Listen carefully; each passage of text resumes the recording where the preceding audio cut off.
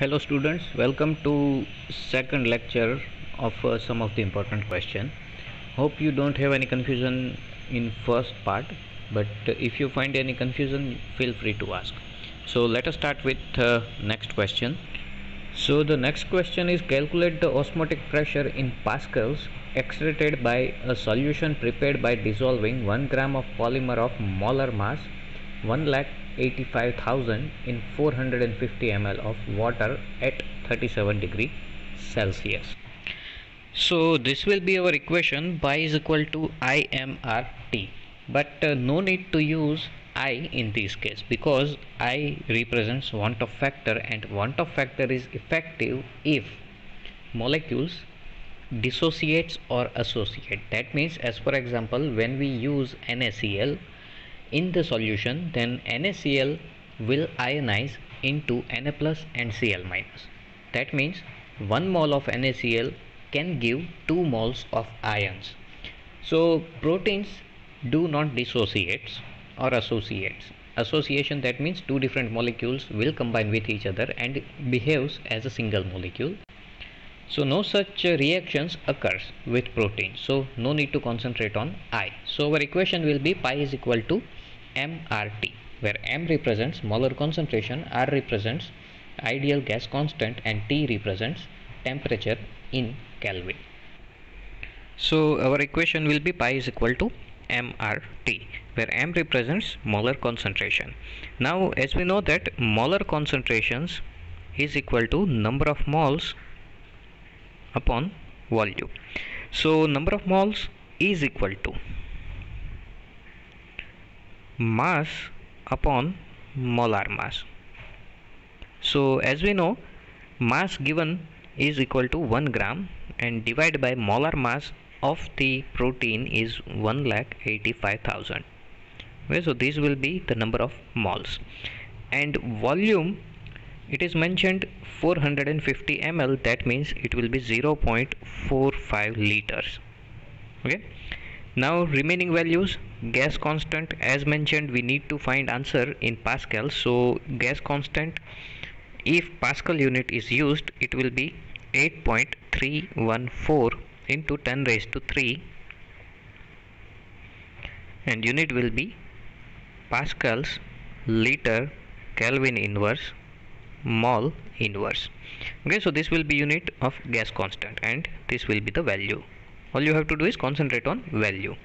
And temperature, last thing, temperature, as mentioned, temperature is 37 degrees Celsius, but we need to use Kelvin unit. That means we have to add 273. So temperature will be 310 kelvins. Okay, so these are the values. M represents N upon V, N represents mass upon molar mass. So given mass is 1 gram and molar mass is 1,85,000.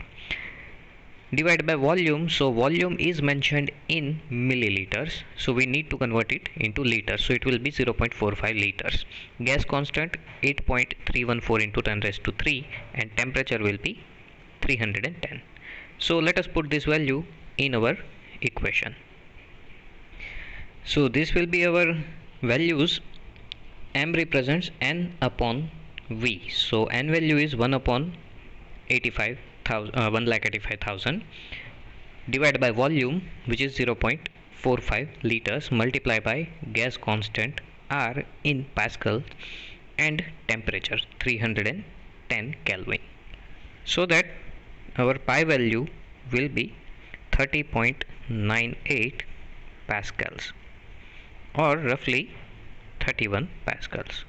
Okay, so this will be the value of our equation. Next question is, derive the formula to determine the molar mass of a solute on the basis of Raoult's law for ideal solution prepared by the dissolving non-volatile solute in volatile solvent. So first of all, as mentioned in previous lecture, suppose we have a airtight container filled with a volatile liquid. So eventually some of the liquid molecules will evaporate. That means they will convert in gases, and it will increase the pressure of the container. So right now let us assume we have a single liquid substance present inside the container. So that means our liquid is a pure liquid, and increment in pressure is called vapor pressure of given liquid. So vapor pressure of liquid generally, if it is in pure state, generally we will read it as P naught value. Suppose our liquid is liquid A, then it will be PA naught. That means pure vapor pressure of liquid A. Now let us assume we mix two different liquids in the same container.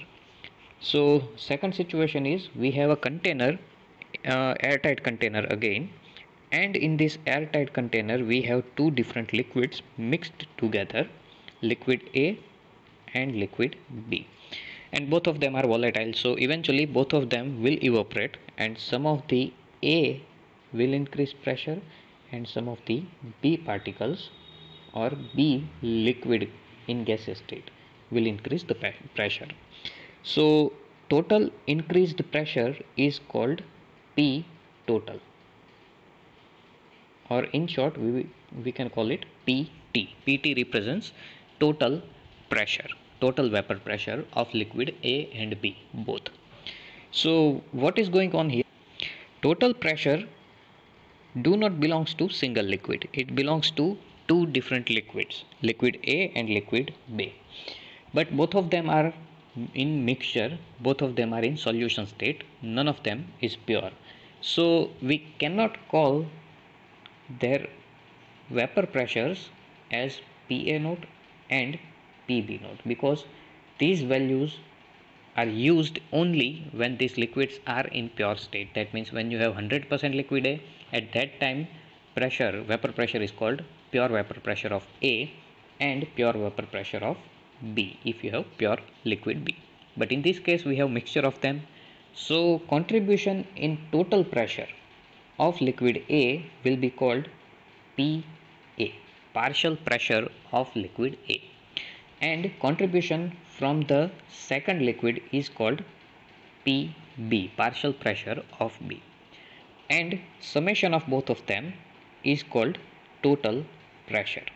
Okay, and same is applicable if you have more than two liquids. Suppose we have A, B and C, three different liquids, and let us say total vapor pressure is equal to 10 bars.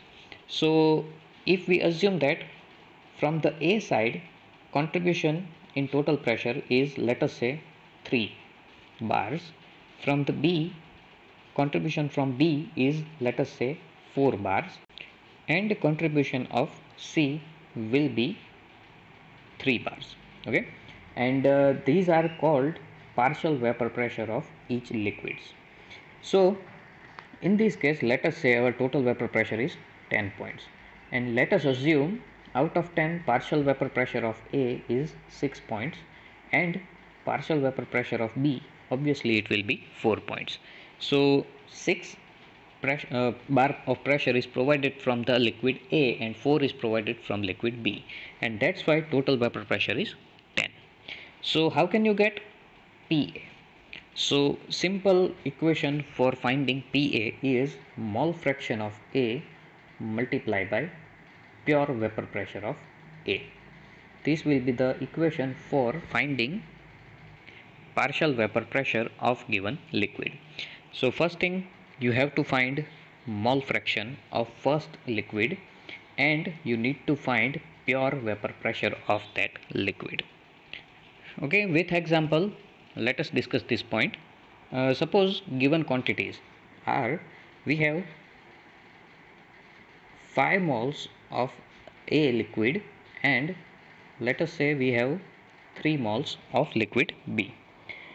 Pure vapor pressure, when we use only liquid A inside the container, at that time vapor pressure of A, that means in pure state vapor pressure of A is, let us say, 10 bars, and vapor pressure of B in pure state when you have 100% liquid B inside the container, so let us say it is 8 bars. Okay, so these are the pure vapor pressure of A and B. So according to this equation, partial vapor pressure of A will be, first we need to find mole fraction. So how can we find the mole fraction? So mole fraction of A will be number of moles of A, which is 5, divided by total mole, which is 8. Okay, so 5 by 8. So mole fraction of A will be 0.625. Similarly, mole fraction of B will be number of moles of B divided by total moles, and it will be 0.375. Okay, so these are the mole fractions of A and B. So from the equation, Pa will be mole fraction of A 0.625 multiplied by pure vapor pressure of A, it was 10. So value of Pa will be 6.25. Partial vapor pressure of A is 6.25. Similarly, for B it will be 0.375 multiplied by 8. So it will be 3. Partial vapor pressure of B will be 3, and total pressure will be 6.25 plus 3 is equal to 9.25. So inside the container, total vapor pressure will be 9.25. So that's how you can calculate individual vapor pressures.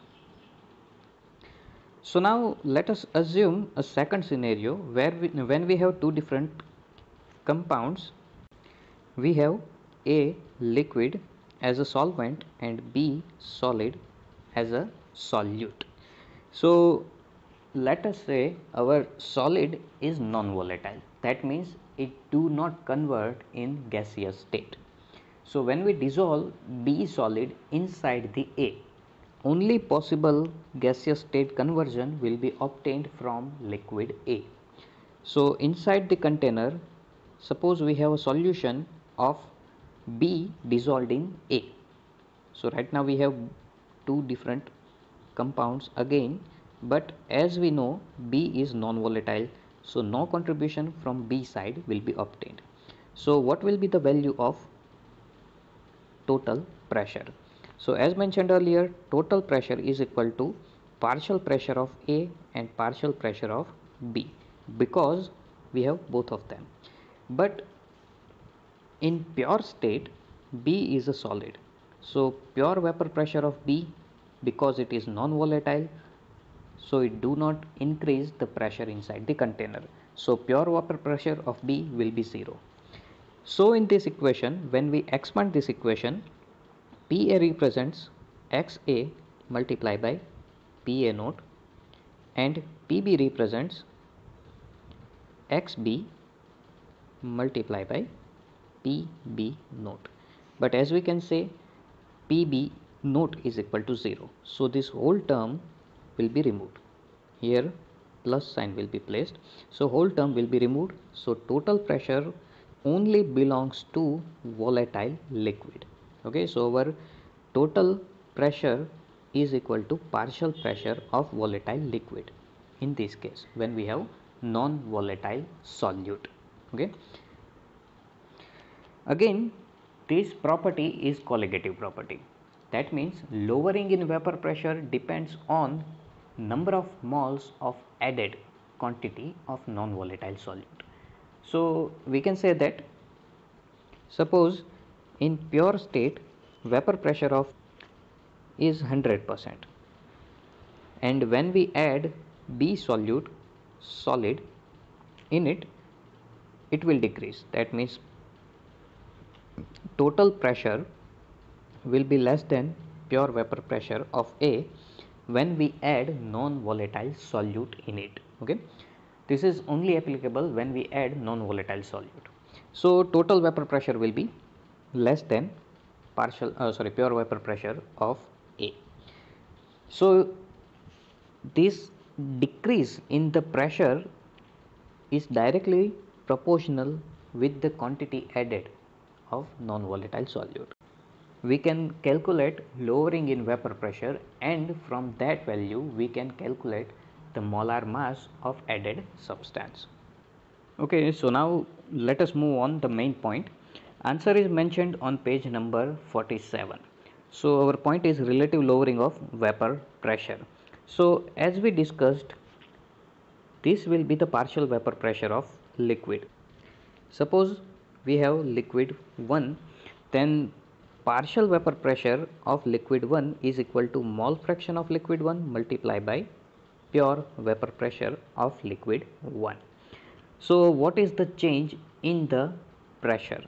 So change is generally described with delta sign. So delta P1, that means before and after addition of non-volatile solute, difference in vapor pressure can be obtained by pure vapor pressure minus partial vapor pressure. Okay, so partial vapor pressure is equal to, as mentioned here, x1 into P1 naught. So let us replace the P1 with x1 into P1 naught. So our equation will be P1 naught minus P1 naught into x1. So we can take common from the bottom, and our equation will be P1 naught into bracket 1 minus x, where x1 represents mole fraction of liquid 1. Okay, so we know that mole fraction of all of the compounds present inside the mixture is equal to 1. So if mole fraction of first compound is x1 and mole fraction of second compound is x2, then x1 plus x2 must be equal to 1.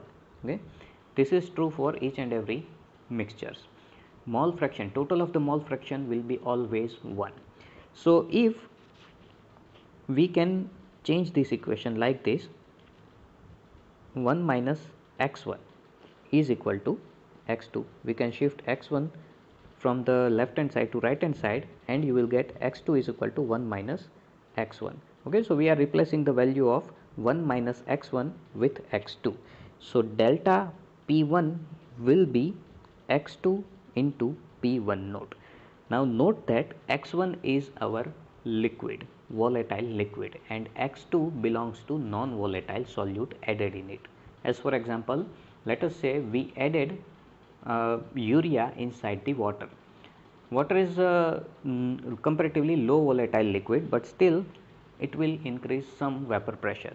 But urea is a solid substance and it do not evaporate, so no contribution from the urea side. So okay, so our equation is delta P1 is equal to x2 into P1 naught, where delta P1 represents lowering in vapor pressure, that means pure vapor pressure of liquid and vapor pressure of a solution after the addition of non-volatile solute. X2 represents mole fraction of solute added, and P1 naught represents pure vapor pressure of our initial liquid. So we can rewrite this equation as x2 is equal to delta P1 upon P1 naught. But as mentioned earlier, delta P1 represents difference or lowering in vapor pressure. Initially pure vapor pressure was P1 naught, and finally vapor pressure is P1, partial vapor pressure of liquid after the addition of non-volatile solute. So let us place this value in equation. So x2 will be P1 naught minus P1 divided by P1 naught. So we can rewrite the equation 224 as this: x2 is equal to P1 naught minus P1 upon P1 naught. But what is the value of x2, or how can we find x2? So as mentioned earlier, x2 is a mole fraction, and mole fraction is number of moles of the substance. Here we have two different substance 1, so number of moles of first substance or our liquid is n1, and number of moles of solute will be n2. So mole fraction is equal to number of moles of given substance divided by total moles, which is n1 plus n2. So value of x2 will be n2 divided by n1 plus n2, where n represents number of moles, 1 represents solvent, and 2 represents solute. So you will get equation 2.26. Now we know that number of moles of solvents are always more than number of moles of solute, and in case of dilute solution, number of moles of solvent will be very larger or much more than the number of moles of solute. As for example, suppose we have 0.1 molar solution. So in this case, number of moles of solute as mentioned here, it will be 0.1. Total volume will be 1 liter. So let us say almost 1 liter volume is occupied by our solvent. And as a solvent, let us assume we have water. So normally 1 liter water has 55.55 moles of water. Okay, so as you can see, we have very large difference in the number of moles. Here 0.1 represents number of moles of solute, that means N2, and 55.55 moles represent number of moles of solvent, that means N1. And N2 is very smaller than N1 as we can see here. So we can ignore N2 from the denominator side. So we can simplify our equation. So let us ignore N2 from the denominator, and our equation will be P1 naught minus P1 divided by P1 naught is equal to N2 minus N1. And we know that number of moles is equal to mass upon molar mass. For N2 it will be W2 minus M2, and for N1 is equal to W1 divided by M1, where W2 and W1 represents weight or mass of solute and solvent, and M2 and M1 represents molar mass of solvent and solute. So we can replace value of N2 and N1 as mentioned here, and you will get this final equation: W2 multiplied by M1 divided by M2 multiplied by W1 is equal to P1 naught minus P1 divided by P1 naught. Okay, this is our final equation. In this equation, P1 naught represents pure vapor pressure of our volatile liquid. P1 represents vapor pressure of solution after the addition of non-volatile solute. W2 represents weight of solute. M1 represents molecular mass of solvent. M2 represents molecular mass of solute, and W1 represents mass of solvent. So if you want to calculate the molar mass of the solution solute, then what is our requirement? So we need to find M2. So first you need to use is a known solvent. Okay, let us say we are using benzene. So we use benzene as a solvent which is volatile. So first find the pure vapor pressure of benzene by putting the benzene in a airtight container and find its vapor pressure. So you will get the value of P1. Okay, then we will add measured quantity of our non-volatile solute into it. Let us say we added 10 gram of non-volatile solute. So we have value of W2. Now we used benzene. So we know the molecular mass of benzene. So we have the value of M1. We even measured mass of benzene. So you have value of W1. Then after the addition of non-volatile solute in the benzene, find the vapor pressure again, and you will get value of P1. Okay, so now only unknown value remains is M2. Okay, so by the finding value of M2, you can find the molecular mass of unknown non-volatile solute. Okay, so this is the method and the formula to determine the molar mass of solute on the basis of Raoult's law. Okay, we discussed Raoult's law. Initial equation was Raoult's law. So this was the equation and description regarding to it. It is mentioned on page number 47. Now let us move on. Next question: explain osmosis and reverse osmosis. So we already discussed about osmosis and osmotic pressure, but let us quickly recap it. So as you can see, we have instrumentation. In this instrumentation, we have two different containers attached with each other using a nozzle separated by semi-permeable membrane. On one side we have solution, and on other side we have solvent. So as mentioned earlier, inside this solution we have two different liquids. Let us say we have two different component 1 and 2. One represent our main solvent and 2 represents added solute. On the other hand, in second container we have only pure solvent. So quantity of solvent will be more in this case and quantity of solvent will be less in this case. That means in solution you have comparatively less amount of solvent, in pure solvent it will be higher.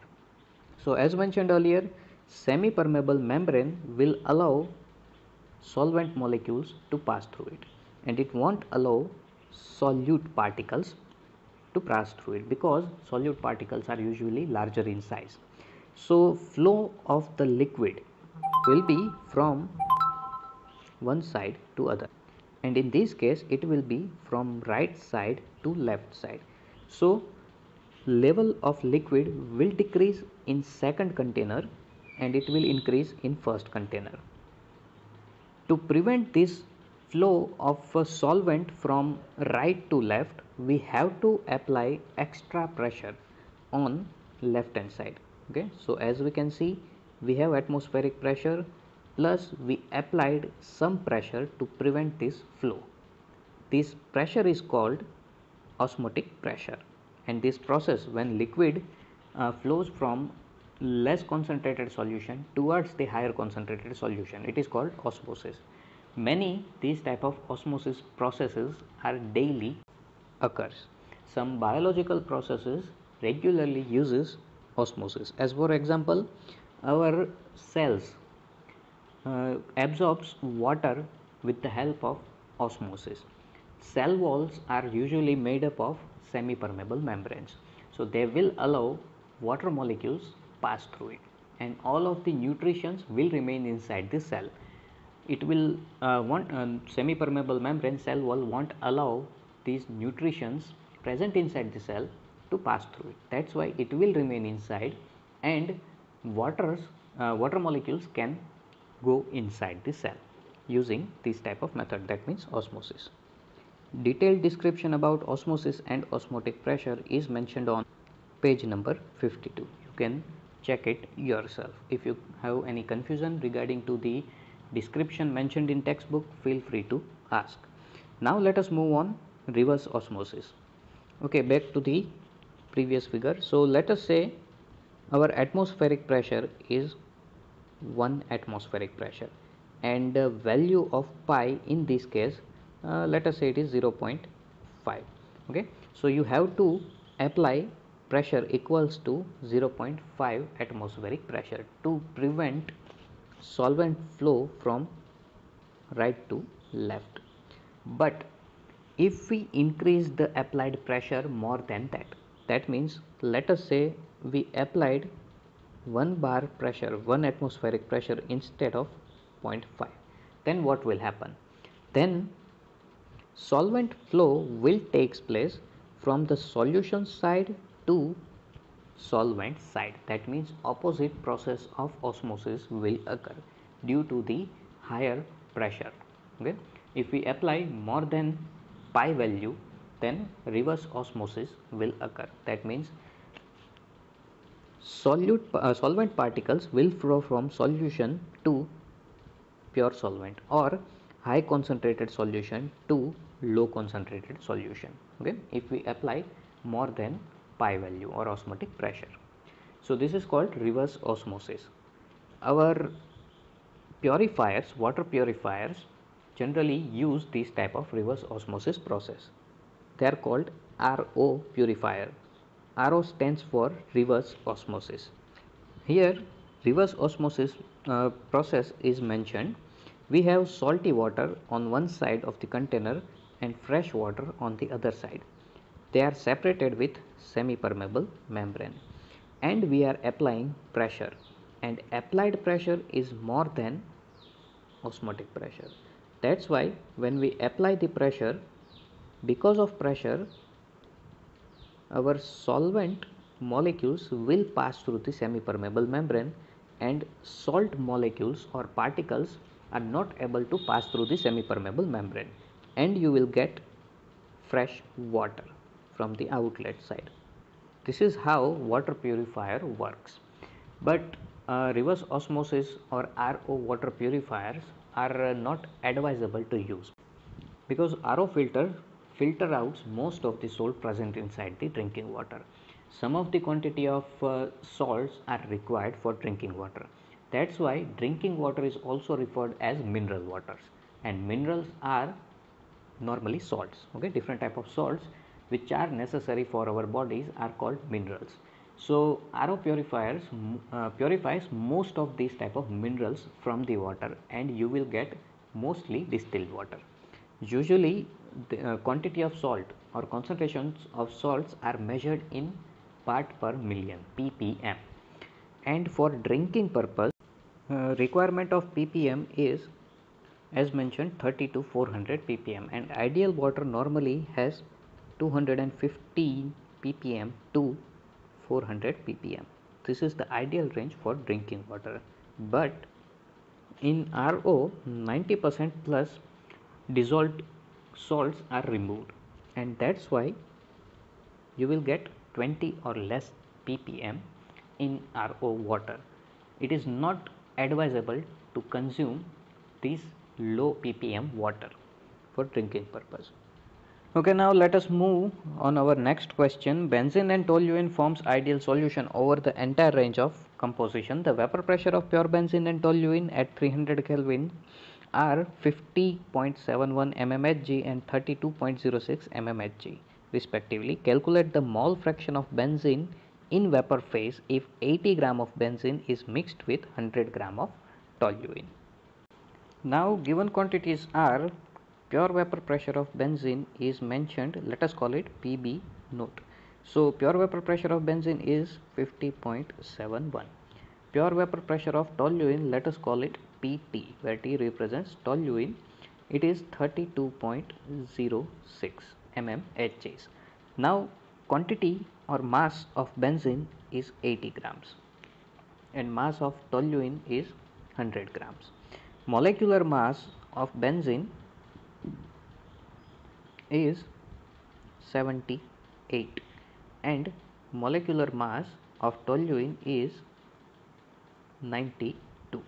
So first thing is you need to find number of moles of each, and how can we find it?